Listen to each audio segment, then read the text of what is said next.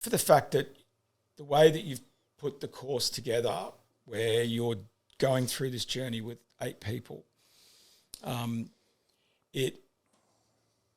it's amazing because you're listening and learning from other people's stories as well, and a lot of that can ring home to you. You know, I remember hearing other people talking about certain situations in their life, and that triggered me to think about other experience that I'd had in my life. So it's kind of this domino effect, which is really good. I don't know whether you considered that when you were putting that course together, but I do believe that doing the course as a group would be far more beneficial to people than just doing it on their own.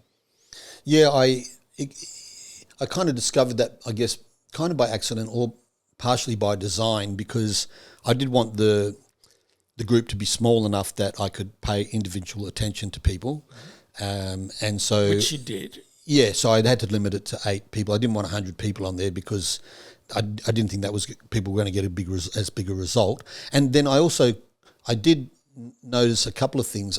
The thing that really surprised me but also inspired me was that within a week or two there was like a vibe of family, because people are just revealing stuff sometimes that they haven't revealed to anybody, not their partner, not their priest or rabbi, not their therapist. Yeah, so you revealed some things for the first time, which is pretty brave, but we did set up agreements around privacy and confidentiality. And again, I also screen people. I don't just let anybody into the course, and people have to be committed.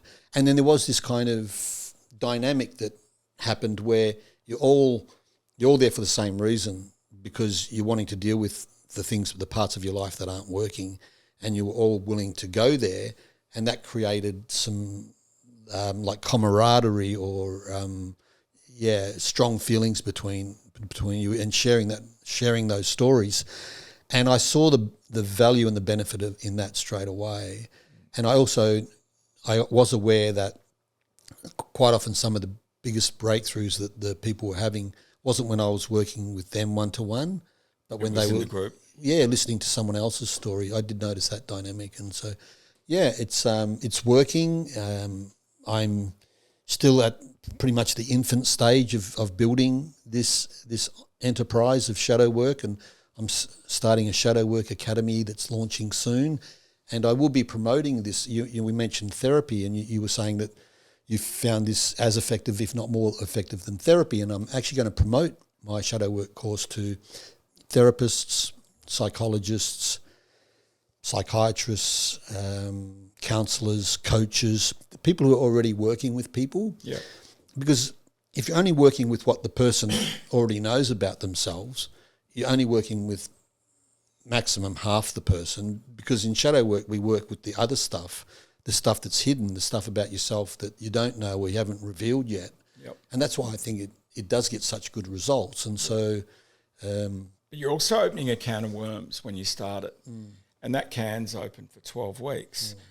When you go to therapy, you turn up, you spill your guts, she listens or he listens, they give you some advice, you walk away, and you go back and see him in 2 weeks, and you kind of just put it to rest. But with the shadow workshop, because you're constantly journaling, it's in your mind. It's, there's no escaping it. You've got to prepare yourself for your next week's meeting. You've got to, the homework that you get keeps you engaged.